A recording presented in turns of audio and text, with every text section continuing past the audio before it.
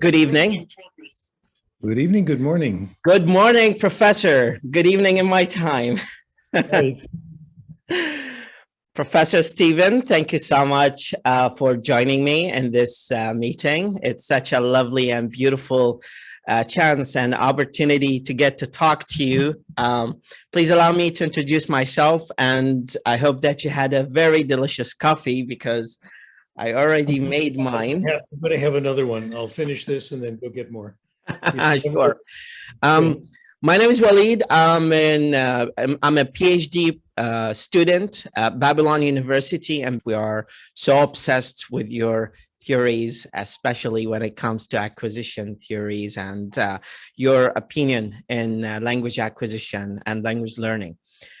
So it's a golden opportunity for me, as we say in Arabic, that we get to talk to you and hear your insightful comments about language acquisition and language learning, since we are in EFL challenging context with lack of stimuli of language learning and language acquisition, of course, and language input specifically. So I would be more than happy actually to hear your comments, and my professors say hi to you on, so I'm saying that to you on behalf of them. And the floor is yours, Professor. If you want to grab more coffee. Questions for you before I leave. Yes. When people ask you, why is your English so good? What do you tell them? I studied in California. Where in California? Monterey. I was taught by Kathleen Bailey and Peter Shaw and John Hedgecock. I graduated in 2013 with an MA in TESOL, and I came back to work and serve in Iraq. Let me tell you something interesting. Yes. My grandson had just begun university at Monterey. Middlebury now. Yeah, he's there right now in his dorm room in Monterey at Cal State Monterey. Isn't that wonderful? Oh my God, that's such a beautiful coincidence. Well, yeah. I was taught and instructed by a dictator type of Professor Kathleen Bailey, who I adore, and she's my model of language teaching. She's a great professor. Let me tell you about the truth about Kathleen Bailey. Yes. She's a wonderful singer and musician. Did you know that? No, seriously? Absolutely, absolutely. First class. Oh my God. I never knew that, to be honest. I know lots of gossip that you don't know. Peter Shaw. Yeah. A brilliant artist. Did you know that? Drawing. Okay, so you know about him. Very nice fellow.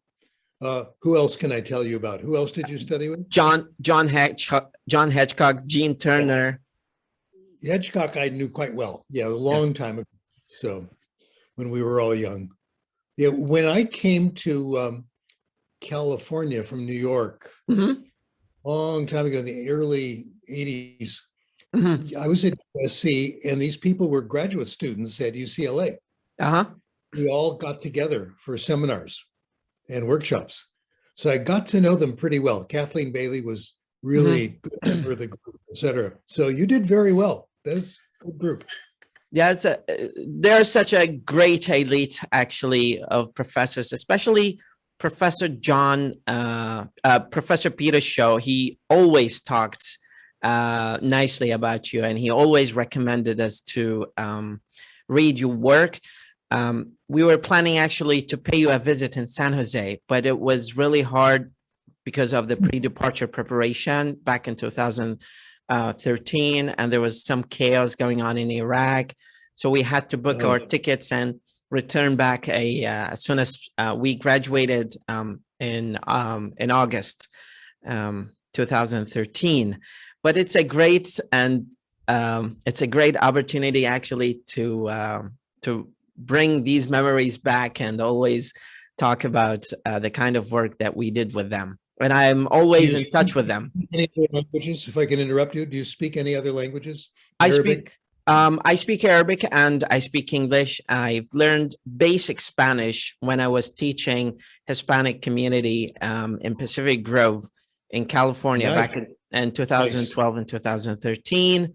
And then it just became rusty over the time, lack of stimuli here in Iraq. And with my engagement with PhD in linguistics, I've been offshore of actually Spanish. I'm planning to bring it back soon, hopefully, fingers crossed. I'm always working with languages. It's part of the work. It's wonderful. Yeah. Spanish is especially interesting. There are a lot of Spanish speakers here, and they're all so nice. They're all so generous. It's easy to talk to them. Hardworking people, really wonderful. So Spanish has been a lot of fun. I'll talk about that. Talk a little bit. I'll tell you a story. Part of our practicum part in Monterey Institute of International Studies, now Middlebury Institute, we were told by Professor Peter Shaw to go to Carmel and to go to other small communities where Hispanic population are present. But part of this Hispanic community were illegal immigrants. And there was a center in Pacific Grove called Peace Resource Center. They used to come there when the sun sets because the presence of police is going to be minimal. So we hide them, we close the curtains and start teaching them English. They wanted to work in McDonald's and other big franchise restaurants, but their lack of communicative skills in English just made it possible for them to access the owners and tell them, well, we just need to work there. They are really hardworking and dedicated people. Absolutely, yeah.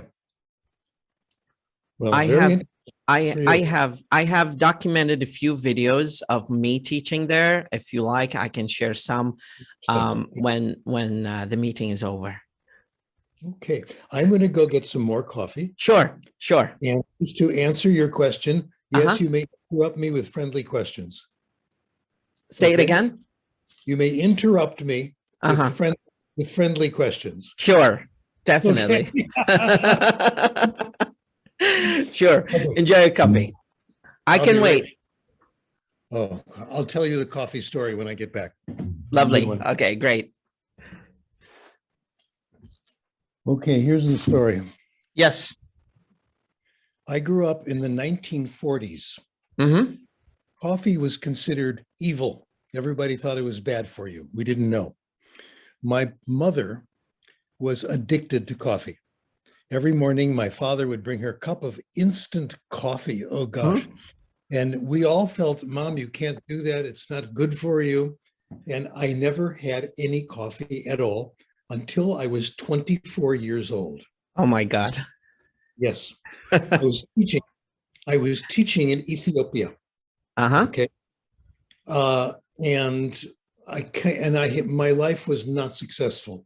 I had been in college, out of college, dropped out, flunked out, wasn't a good student. I had no direction. I didn't know what I wanted to do. I came to school one day to teach in Addis Ababa, and I had 3 hours sleep. And I was really tired. One of the teachers, the Egyptian lady, Mrs. Saeed, I will never forget Mrs. Saeed. She changed my life that day. She invited us for coffee during coffee break. My first coffee was a double espresso. Wow, such a shift. I woke up.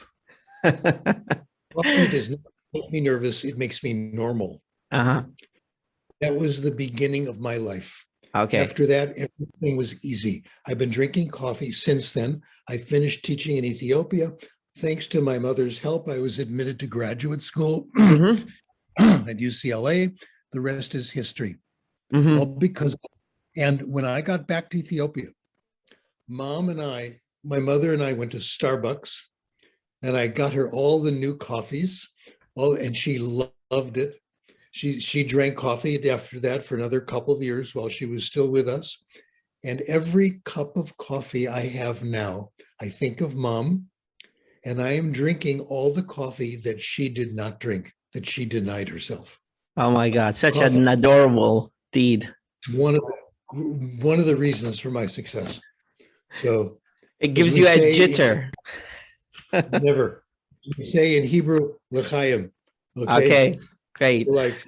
Yes. Uh, I speak a little Hebrew. I speak a little Amharic, but Mm. not. What can you do? so to count the number of languages that you speak Yeah, now. I'm always working on languages. That's Mhm. the secret. That's how you know. My best one is German. I'll give a little demo in German. Okay. After that, French. I'm pretty good in French. After that, Spanish, number 4. And I'm Mhm. okay. I'll tell the story to the group about Spanish. I've learned a lot doing it. Hebrew, Amharic. I've been doing some Mandarin, some Chinese. Okay. So all the time, getting my hands dirty with languages. Every day I read something in other languages all the time. Depends on the book. Uh-huh. So get something to read in Spanish, something really easy. Don't look up any words, just have a good time. Oh, Books. there is a lovely question that I want to ask you here. What drives such a great and nuclear motivation inside you to learn and be fascinated about languages? Okay, I'll tell you why. Yeah. Here's my hypothesis, which does not come from me. We are all different. Uh-huh. You've noticed that. Yes. We have different interests, different talents. And what's easy and wonderful for me is not for you. We're all slightly different. Mm-hmm.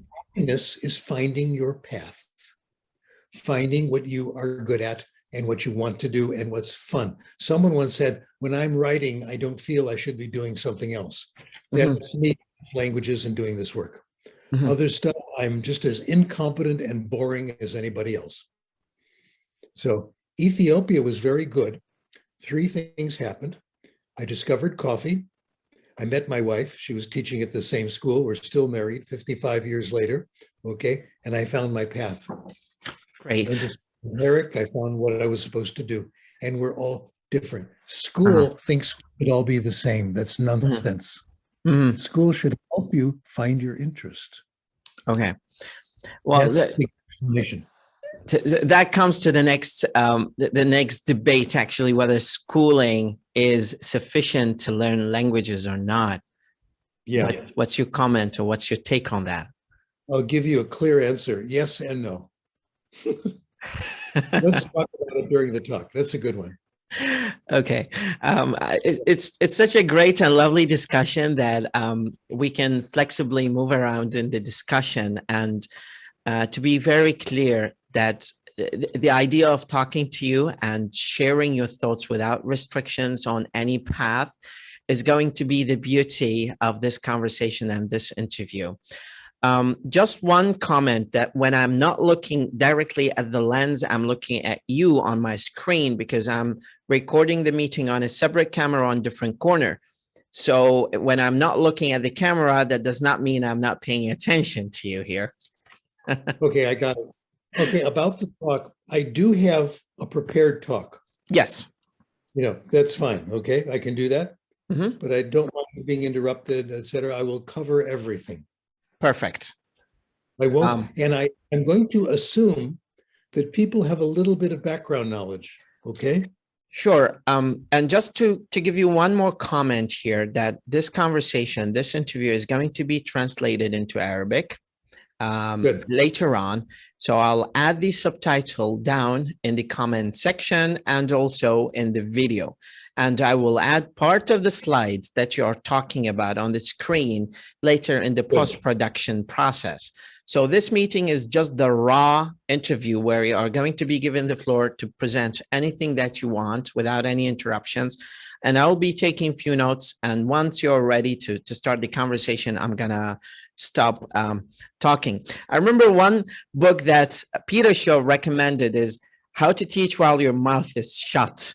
I still remember that point. So I'll just keep it here. I'm going to keep my mouth shut, even though there's some inner urge to ask you questions about that. So please, Professor, the floor is yours. Okay. Hello, everybody. I'm Steve Krashen. Very happy to be with you. I have coffee. I'm ready for anything.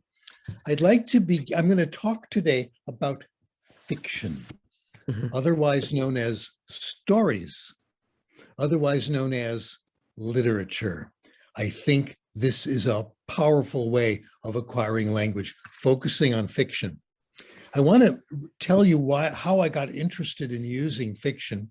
A couple of things.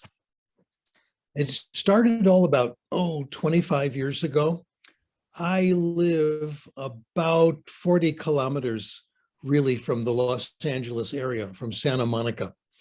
And if I want to go to Santa Monica, the only way to get there is by car. There's a bus, but it's not very frequent. And it takes about 40 minutes. So I have to drive. And I used to go to Santa Monica at least twice a week. Very important. One, of course, was to go to Gold's Gym and say hello to Arnold Schwarzenegger. Yes. Yes, that's very important. But more important, I am addicted, and I'm still addicted to my grandchildren, and they live in Santa Monica. So I would go there, and my daughter and son-in-law, of course, but I would go there at least twice a week just to have fun with my granddaughter and my grandson, and et cetera. And that kept up for many, many years. The problem with all this is that the ride is really boring. What are you going to do in the car for 40 minutes up and 40 minutes back? Down. Well, I don't want to listen to the radio, because what's on the radio? News. The news is all, in those days, it was all Donald Trump. That's it, day and night. And that was enough. All the news programs were the same. Same with the interview program. So I stopped doing that. Then there's music. And you know what they did? They're so eager to get every bit of money they can get.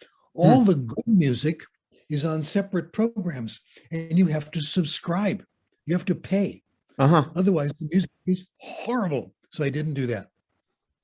I went to the local libraries. There are 2 libraries close to me. I love going to one of them, especially because my daughter was working there and I could stop in and say hi to her. And I rented audiobooks, books on tape, books on CD, not rented. I took them out. They're free. Okay. Now the audiobooks, it was a limited selection, but good enough. Everything was in English. It would have been nice to listen to stories in other languages, but they didn't have them. Okay. And the rest was fiction. And the fiction they had was not the classics. You know, look, I'm a college professor. I am a famous person. I shouldn't be reading bestsellers. I should be reading sophisticated nonfiction. No, I listened to bestsellers. That's what they had. And here's what I discovered. The bestsellers were good. Not every one of them, but most of them were pretty good. I listened to mystery stories. I listened to crime novels. I listened to romances. I listened to medical novels. I listened to law novels. That was I don't care about the law. I never wanted to go to law school. The whole thing is boring. John Grisham wrote these brilliant law novels. I listened to them one after the other. Wonderful. My first book that I listened to, of course, Harry Potter. Magnificent. I listened to all the Harry Potters I could find at the library. Harry Potter is amazing. I'll tell you what happened to me, the same thing that happens to you. Many of you, when you drive, listen to stories in the car. Good idea. I found when I got home, I would pull the car into the driveway and stay in the car to hear the end of the chapter. The books were so good. I used to do that all the time, just 2-3 minutes, just to hear the next scene, etc. That's how good they are. Little word about Harry Potter. Magnificent. J.K. Rowling understood education. Hogwarts, the school, the kids, the 3 kids who had this very interesting friendship, Harry, Hermione, all that, marvelous. There was good teaching, there was bad teaching. Of course. The history of magic class was taught by a ghost who was boring and just droned on and put everybody to sleep, etc. And then other classes like potions, that was brilliant. You went into class and you made a potion. And defense against the dark arts, you tried it out. There was this great conversation between Harry Potter and the temporary head of Hogwarts. who is not a good person. And she decided to have more tests. The kids shouldn't have a good time in class. They should study hard and have test after test. And Harry was like us. He says, we can't just have tests. We have to have interesting things. She said, no, Harry, tests is all there is. That's life. There's nothing except tests for school. And this is the kind of debate they had. It was right there in the novel. Mm-hmm. And the children themselves, Hermione was so interesting. She was the super student. One of my students in a class I taught wrote a paper, is Hermione smart? Because she knew all the answers and studied hard. Great question. So I got very interested in these books. I one after the other. The books taught you things, you learned things. I'll come back to this topic, but I'll mention one thing. I finally listened to a book by John Grisham called The Runaway Jury. Mm-hmm. It's about serving on a jury. Before that, about a year before that, I was on a jury. I was, forced to do jury duty. And because I was an educated person, they made me the foreman. They made me the chair of the jury. I wasn't very good. If I had read The Runaway Jury before that, justice would have been served. I did not do a good job because I didn't understand juries or how to be a foreman. That book would have taught me what I needed to know. That's what you learn from fiction. So the basis of everything that I think should happen is fiction. It also gives me the answer to my social life and the problems I have in parties. I have a hard time at parties. Well, I used to, because I didn't know what to talk about with strangers. I figured it out. If you're going to a party and you know you're not going to know anybody, go see the last 3 movies, which are fiction. They're usually very good, the current movies, or read the last 3 fiction books. You can go up to anybody and say, oh, I just saw Terminator 41. And you will have a discussion. You will have a discussion. Mm-hmm. And the discussion you have with ordinary people is usually worthy of any literature class. They'll discuss the quality, the characters, the casting. Was this a good decision, etc. Fiction is crucially important. So that's my warm-up.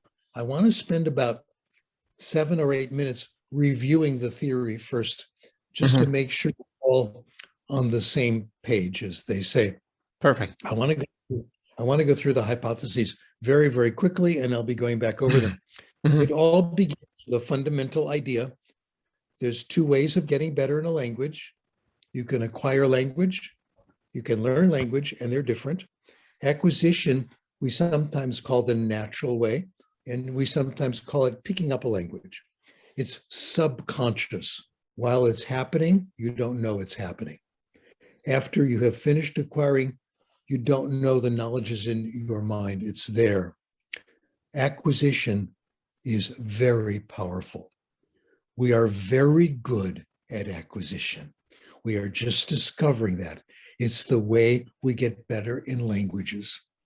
And that's been our big mistake in teaching. And I was guilty of the same thing in the beginning. The second process is conscious language learning. That's knowing about language. The subject and the verb are supposed to agree. This is the sound this letter makes, etc. This is conscious learning. We are not very good at this, and I'll talk a lot more about this. The second hypothesis kept us very busy in the 1980s. Very exciting time. Not as exciting as now, but pretty good. We acquire language, the rules of language, in a predictable order. Some things come in the beginning, some things in the middle, some things late. Let me use English as an example. For English as a first language and second language, sometimes they're the same order. The progressive tense, John is playing the violin, that comes early. The third person singular, if you've taught English, you know this, very late acquired. It seems very simple. I go, you go, he goes. In first language, there's 6 months to a year between the two. In second language, sometimes it never comes. It's not in all the dialects, too. We know people who write English perfectly, but when they speak, sometimes they drop the third person singular. I want to talk to you about my friend Masayoshi Shibatani. He was a colleague of mine at USC when I was in linguistics. His specialty was Japanese syntax. His office was across from me.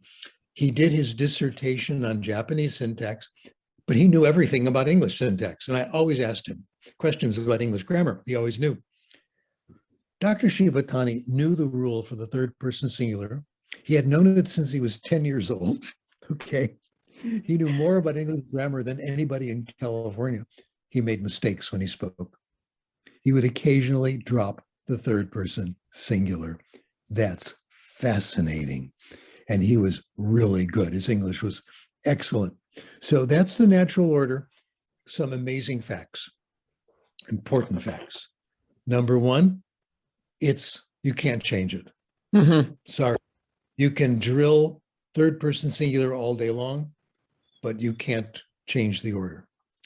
It's not from simple to complicated. Some things seem very simple, third person singular, but they're acquired late.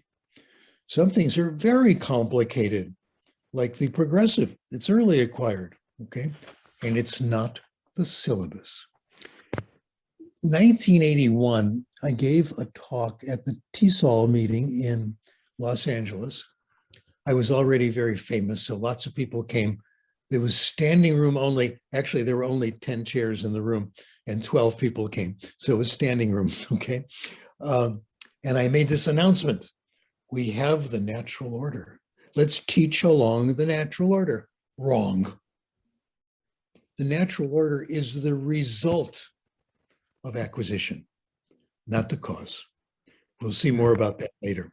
I don't think we should have any teaching order. Okay, what about grammar? The big question. People have been saying these horrible things about me. Okay, and here's one of them.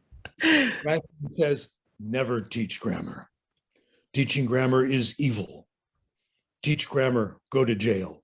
No, that's not my position. My position is it's very hard to teach grammar and get results. Sometimes it's okay here and there. People are curious, et cetera, but it's really a tough road. We have hypothesized that there are 3 conditions that have to be met if you want to be able to use grammar. And you use it, we think, as an editor, as a monitor. While you're talking or you're writing, you're about to make a mistake, you correct yourself. You correct yourself. Very hard to do. 3 conditions have to be met. Number 1, you have to know the rule. We don't know the rules. Let's say we visit the world's greatest syntactician, and that is still Noam Chomsky, my hero, of course, okay?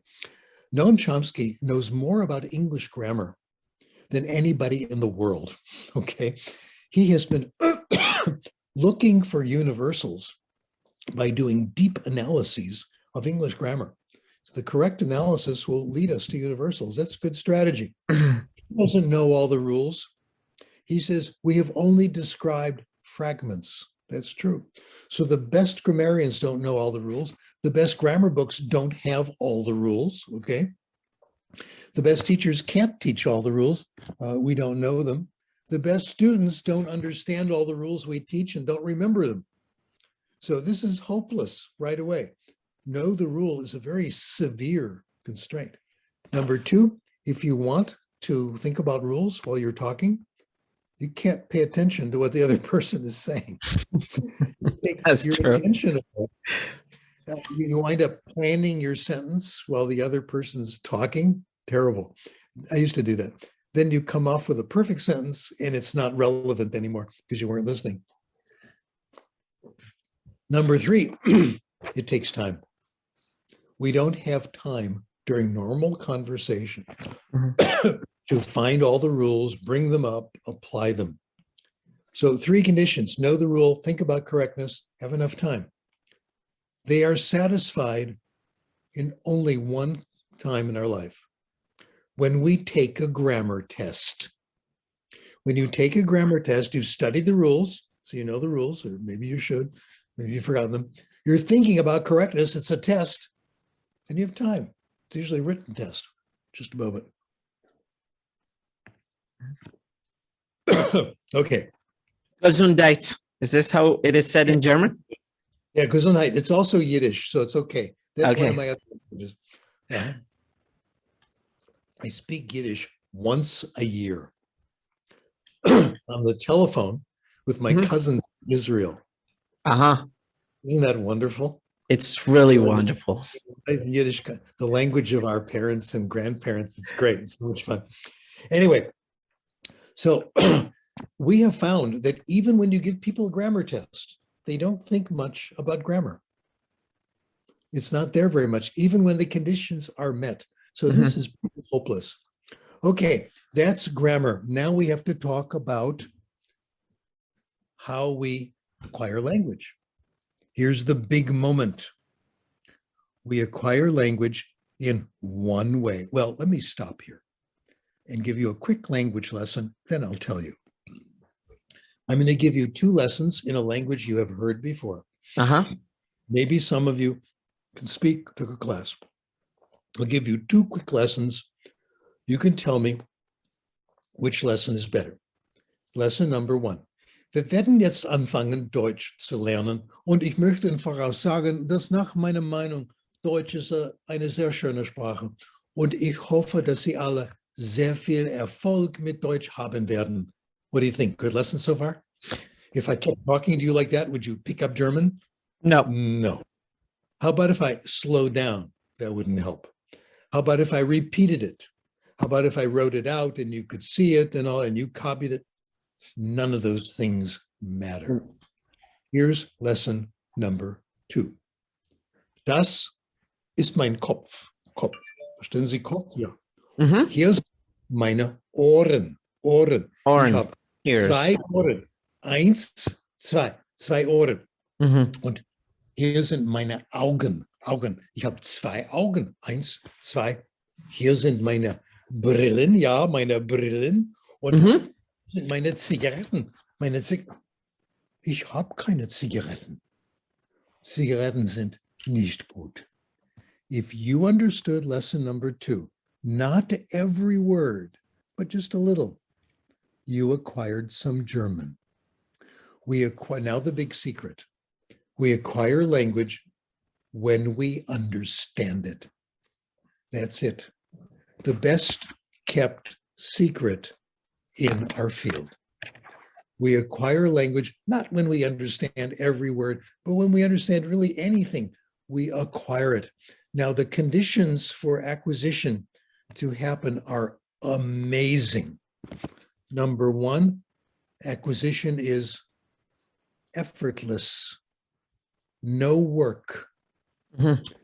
If you understood a little of the German lesson, you acquired German without any effort. Language acquisition is easy. Isn't that wonderful? Yes. It's not diligent hard work. Number 2, I love this one. It's involuntary. Whether you like it or not, you all just acquired some German. The language acquisition device, I think, never shuts off. It's there our entire lives. Now, if we want acquisition to happen, some conditions have to be met. The input has to be comprehensible, has to be interesting. I like the word compelling. So interesting, you forget that it's in another language. That's the way it works. You need a lot of it, and it's got to have a lot of context, rich input. Then it happens, okay? Another fact about acquisition, I think it's a fact. It happens a little bit at a time, not all at once. Researchers, brilliant researchers at the University of Illinois, I'm very dependent on their work, they have found when you see a word in context and you understand it, not all the meaning, but a little, you get a little piece, not all of it, maybe 5-10% of the meaning and form. You keep hearing it, you keep reading it, gradually you get the whole thing. It takes a lot of input over time, and that's the only way it can possibly happen. Most contexts help. That's, people say, oh, you get deceptive contexts. Favorite example, you're watching something and there's English going on, and there's this picture of a man with a finger. Now, what does that mean? Does it mean finger? Does it mean hand? Does it mean point? Don't worry. It gives you a little hint. As you get more context, it gradually fills in. Very few contexts push you in the completely wrong direction. Okay. Corollary. Talking is not practicing. You don't get better by speaking. You don't get better by writing. Those things are the result of language acquisition. Isn't that wonderful? Now, my focus today, to get to business, is on one particular sub-hypothesis of comprehensible input. The kind of comprehensible input I think really works is stories, fiction. Our beginning methods today, a lot of them are based on fiction. Our intermediate methods are based on fiction. If you want to make sure the reading you are doing is interesting, there is a magic way of doing it. Select it yourself. You decide what you want to read. Wow. We have a couple of studies showing this. I like advertising this one because it's my former student, C.N. Lee, who's now just stepping down as dean in her college in the university in Taiwan. Wonderful student. I'm good friends with her husband, her children. It's wonderful. Anyways, I like advertising her work. One of her many papers. She compared self-selected reading and assigned reading, where the assigned reading was supposed to be just right. Novels is for intermediate advanced English students in Taiwan. Novels based on movies that the teacher knew were popular versus self-selected. Choose it yourself. Self-selected won. But the best evidence for self-selected reading comes from our own experience. What happens when someone gives you a book as a present, as a gift? Oh my, it's always awkward. Here is Garrison Keillor talking about it. Garrison Keillor is a famous North American humorist, and he talks about gifts. He says, as a former English major, people give me gift books. I'm a sitting duck for gift books. In the past few years, I've gotten Dickens, Thackeray, Smollers, Richardson, Emerson, Keats, Boswell, and the Brontes, all of them great.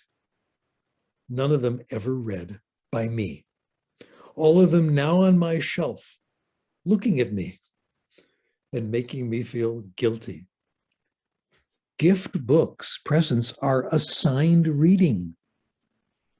I hate it when someone gives me a storybook, a fiction book. Now, if it's a professional book, I take it a little more seriously. Because if it's a colleague, yes, usually there's a good reason. I trust my colleagues.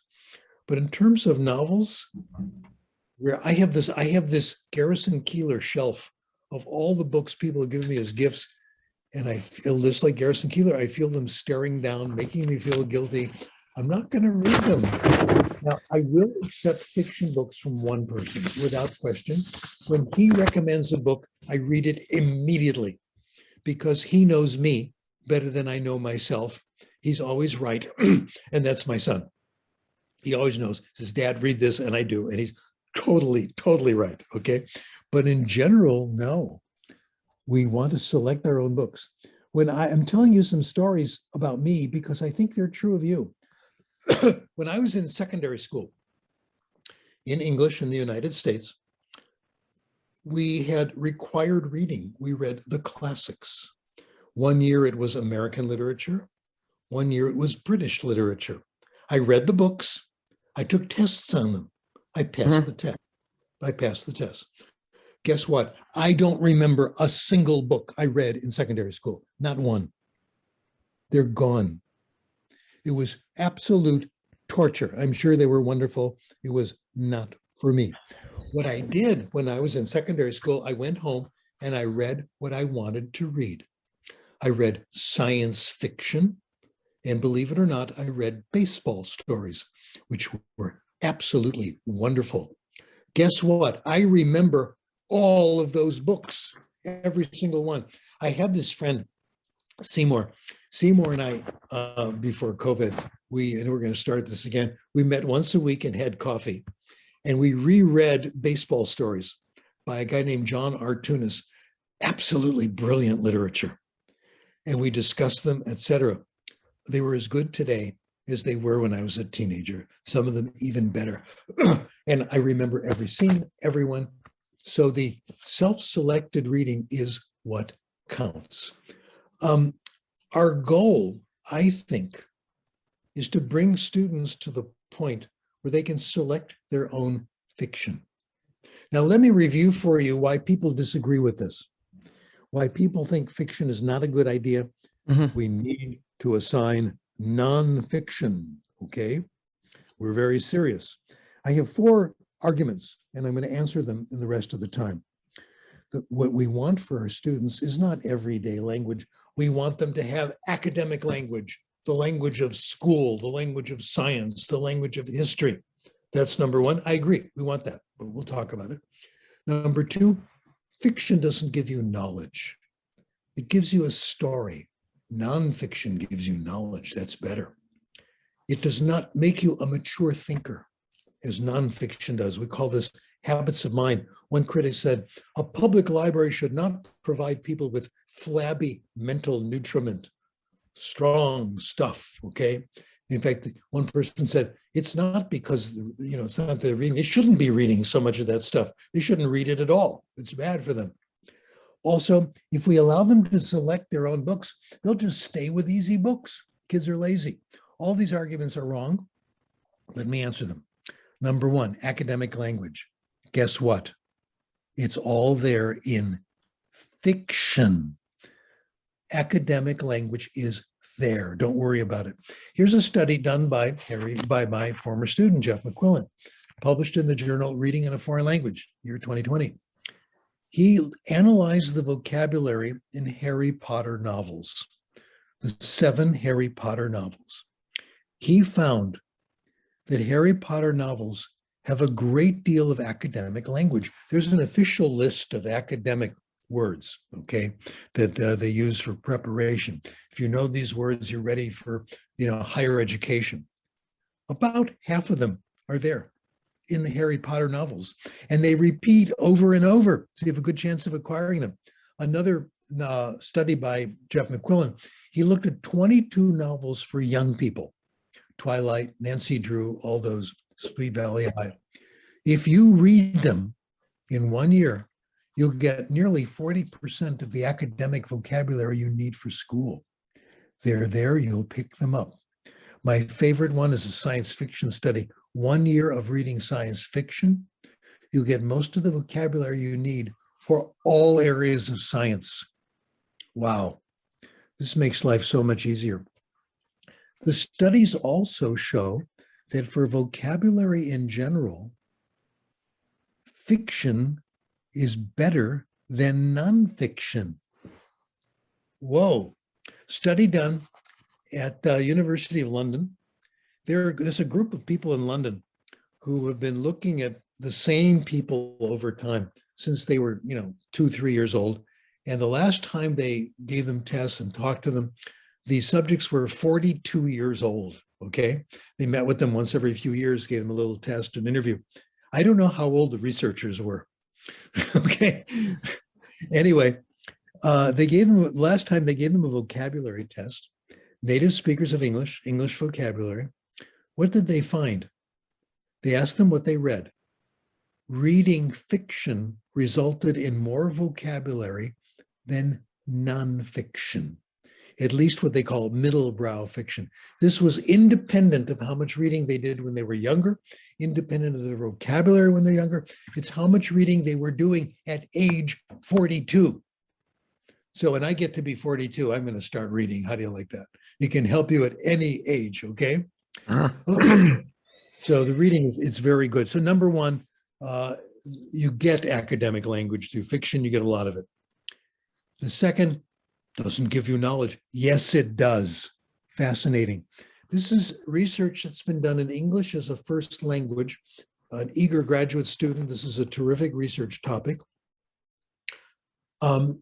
Studies from the University of Michigan, Keith Stanovich and his research team. People who read more fiction know more about a lot of things we do in school. They know more about history. They knew more about literature.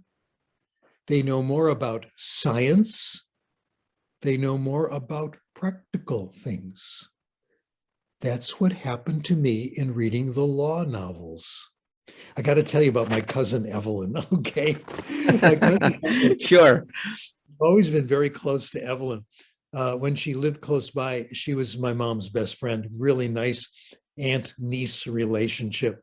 And I used to go visit Evelyn and her husband, Marty. Evelyn's now in her 90s. She's 94, and we're still quite close. I still talk to her all the time on the phone, etc. I play the piano. She plays the violin. So we would play together and all that. And Marty was just as nice as Evelyn was. So we really bonded. Anyway, Evelyn said, you know what I'm going to do? My cousin Martin, he died about 2 years ago. He said, my husband Martin knew everything about law because he went to law school. And it was very helpful in our lives to know about the law. That's true, it is. I am going to take a class in law. I said, Evelyn, don't do that. Read John Grisham novels.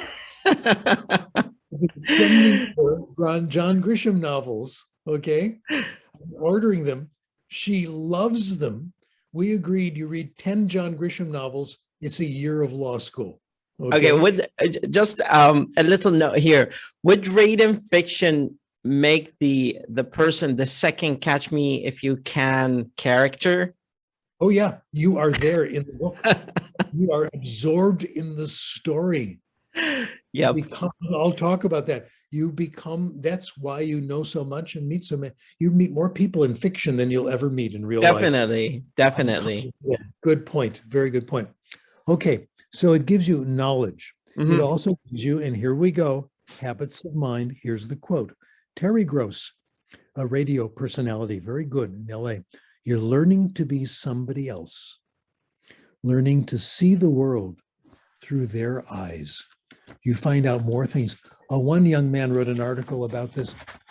He's a high school student when he wrote it, it was published. And he said, I've met more people in fiction than I have in real life, etc. It also gives you a skepticism about ideas. You don't accept simple ideas. You learn the world is complicated.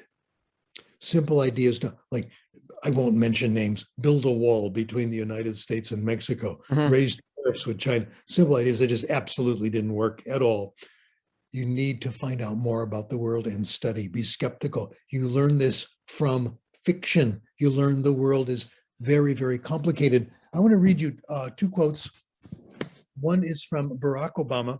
Barack Obama did not study the same research I did, but he came to the same conclusions. He was interviewed by The Guardian, and they asked him about his reading. He said, when I think about how I understand my role as citizen president, the most important stuff I've learned from novels. Wow. It has to do with empathy. This is what you get. It has to do with being comfortable with the notion the world is complicated and full of grays, but there's still truth to be found. It's possible to connect with someone, even though they're very different from you. And here's Noam Chomsky, similar conclusion. It's quite possible, overwhelmingly probable, that we'll always learn more about human life and personality from novels than from scientific psychology. I realized this when I listened to Murder on the Orient Express. By Agatha Christie. Agatha Christie, it's so much is happening. So many people, so many stories. You learn so much about people, how they react, etc. So the arguments against fiction dissolve when we research. Again, I have to point out the research is based on first language. This is an invitation for research out here. I think this is true in general. Okay. If you allow me, Professor, before you transition to the next point, and while you're drinking your cup of water, this question just came to my mind when you were narrating about the importance of nonfiction in increasing people's awareness of language and other fields of study without delving deep in them. How do we, well, it's a big challenge for me in the EFL and for a lot of my fellow teachers in the EFL context, is to adapt the fiction and nonfiction in our daily activities of teaching due to the intensity or the high level of textuality and the intensity and the higher academic level of word choice. And that leads me to this question. And if you have time, of course, you can address, how do we condition listening to nonfiction in our teaching of EFL context? I'll give you a quick answer and tell you about the work of Benico Mason. I've not been specific about application. Let me give you her work as example. Here's what she does for English as a foreign language in Japan, college level students. The beginning stage is stories. That's it. It's stories. Okay. She likes to take them from Grimm's fairy tales. Okay. She works on the stories, finds the hard words, and prepares ways of explaining them, draw a picture, use context, tells the story, makes it completely comprehensible. That's stage one. The students may do this for 1, 2, 3 semesters. They will hear hundreds of stories, not just 2 or 3 like we do now. Gradually, as they hear more and more, and she can tell if they're understanding, a good teacher knows this, okay? There's no quiz at the end, okay? And her research shows you get more vocabulary this way than from doing vocabulary exercises. It's much more efficient. Their first reading is one of the stories that they've heard, etc. Then they start reading. The first reading is graded readers, books written for language acquirers. That's what I've been doing. I'll tell you about my life here at home. Once a week, I've been going to the supermarket where it's special time for old people. And the first time I went there about 1.5 years ago, I was ringing up paying for my food, and the guy taking my food, his name was Fidel. I assumed he was from Mexico. I spoke to him in Spanish. He answered in English, which is what you're supposed to do. And I then said to him in Spanish, I said, Fidel, you can help me. My goal is to speak Spanish the way you do. Let's speak Spanish. He loved it. Fidel and I have been friends for the last 1.5 years. Oh my God. We've been talking, we gossip. And his speech to me is more complicated than it was before. I'm getting better. I'm not getting better from talking to him because I only talked to him for like 30 seconds. He's got to do his work. I go home and I've been reading graded readers, simplified Spanish books. I've read this many of them. I can read real, authentic Spanish. It's a little bit of a strain for me. I'm reading more and more of these graded readers, hundreds of them. That's the answer to your question. Once they can read authentic books, they don't need us anymore. That's the end of our instruction. Our goal is to bring them to the point where they can read real novels. Then they'll get it all. That's the goal. That's the goal of school in general. School is not to make you a master. School is to bring you to the point where you can start your profession. Same thing here. So they shouldn't be, I think it'd be very hard for them to read authentic novels when they're still EFL students. I would read lots of graded readers. The good news about graded readers, I've been reading them in Spanish. It's also true in English. They're becoming good literature. They used to be really dumb stories. Not anymore. I've got a few favorite, I'll tell you about one of them, okay? Some personal stuff. One of my favorite authors is a guy named Bill Van Patten. Mhm. You may have heard of him. Bill Van Patten is a first-class researcher in language acquisition. He likes my work. I like his work. We quote each other a lot. Okay, so this is good. Bill Van Patten speaks Spanish fluently. His mom, Spanish speaker, grew up in Texas. He's been writing graded readers in Spanish. They're really interesting. Now, I'll tell you about Bill. Bill is very open. He's a wonderful sense of humor. He does comedy, and he's very open about his life and his sexuality. This is interesting. Bill is gay. Bill is homosexual, and he'll tell anybody about it. Doesn't matter. One time, he and I were doing a plenary keynote presentation together. I think ACTFL, one of the big things. And we were both on the stage answering questions. And suddenly the lights went off and they came on again, super bright. You know, it's like this. Bill looked at me and he says, "This is like waking up in a gay bar at 4 o'clock in the morning and you see who you're with." Looked at me and he says, "I'm with you." Oh no. I was the rest of the hour. This is Bill Van Patten. Anyway, the book he wrote was about a brother and a sister. And it's really autobiographical about Bill, because I know about his life. The brother was gay, and that was Bill's character, and the sister was not. And the brother had a problem. How can I explain this to my mother and father? The sister took over and did it in a gentle, kind, convincing way and solved the big family problem, brought peace and harmony to the family. This is in graded readers. It was deeply, deeply moving. Good stories. Another one I like, oh, that's okay. I want to just tell you stories. I can tell you more about that another time. But there's some good ones out there, some really good ones. Anyway, let's now go to the last question. Will they stick with easy books? No, they won't. Here we have a lot of research in first language. I want to know what's going to happen in second. We don't know. First of all, the research on first language shows when you allow students to select their own reading, the books they select are usually more difficult than the assigned books. Wow, at least as the same. This is what Fei Shin's on, and big study, more difficult. One study that Scholastic Company did, they asked kids to pick their own reading. So only 7% of what they picked was easier than their reading level. 28% was above. Lou LeBrandt, great study, 1958. As children mature, they select more complicated books. They don't want to be bored. They're not looking at reading level. They're looking for interesting stories, okay? And they take a wider variety of genres, a little of this, a little of that, etc. We did a study. This is in a book I did with Cian Lee and Lau.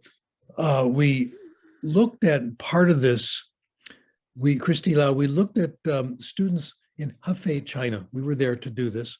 And we looked at what they selected from their school library over 3 years in Chinese, okay?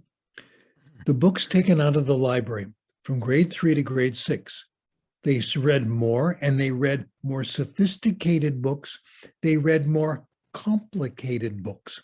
No question this is true in first language. You let students self-select. The books they select will not be easier. I want to know if it's true of second language.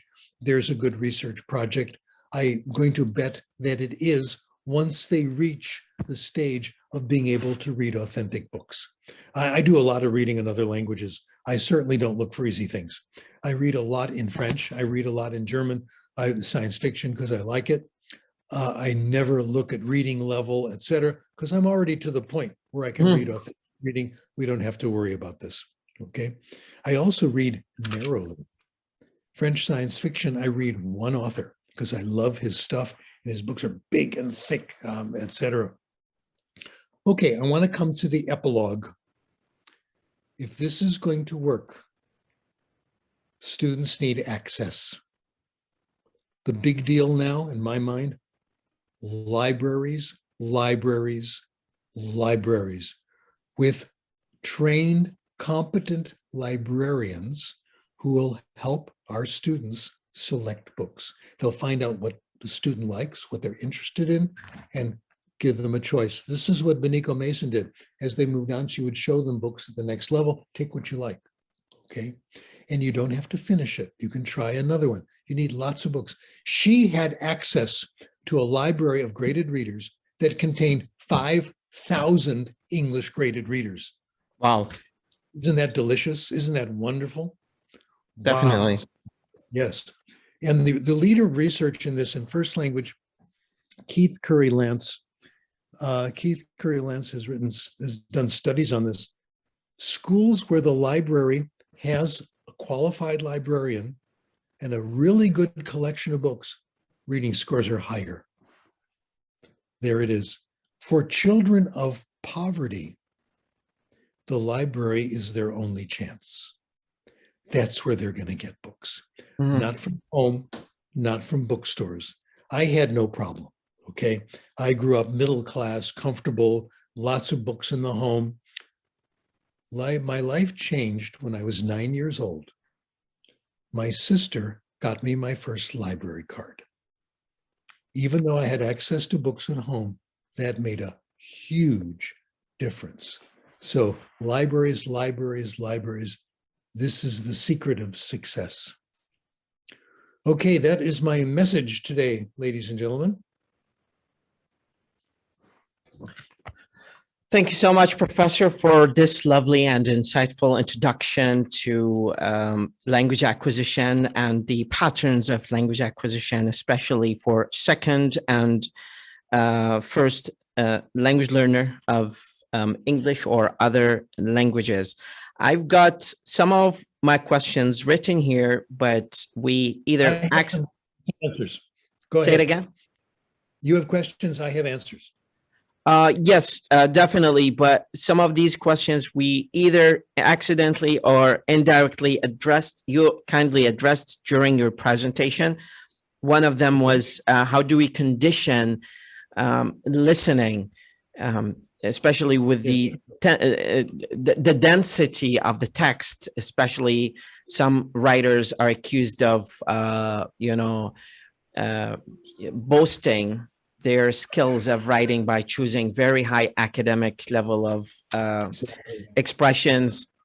I remember John Hitchcock used to use the expression, the word ignominious.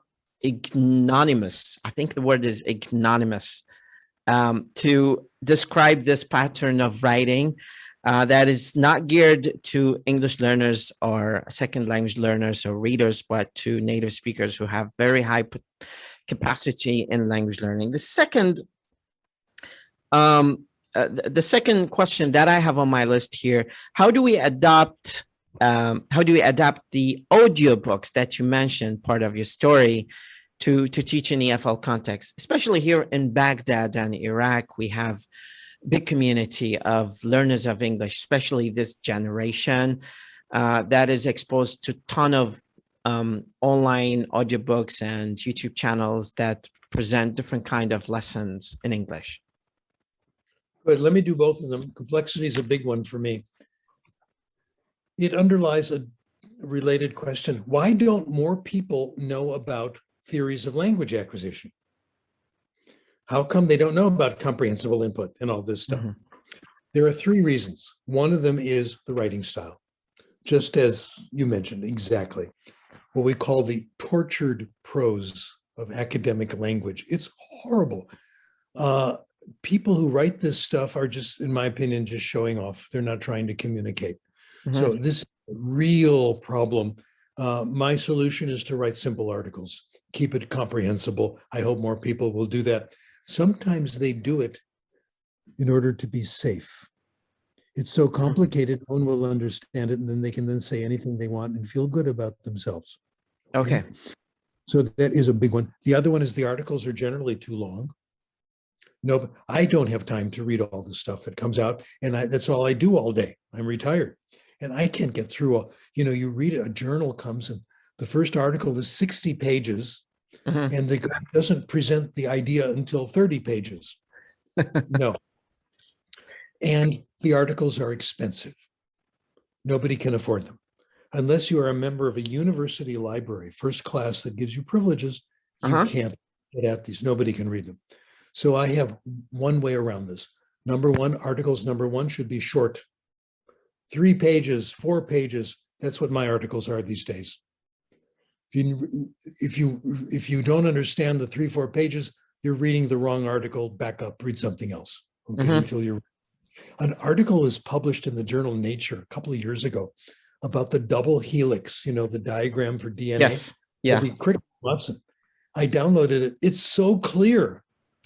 If you remember half of high school biology, you can understand it.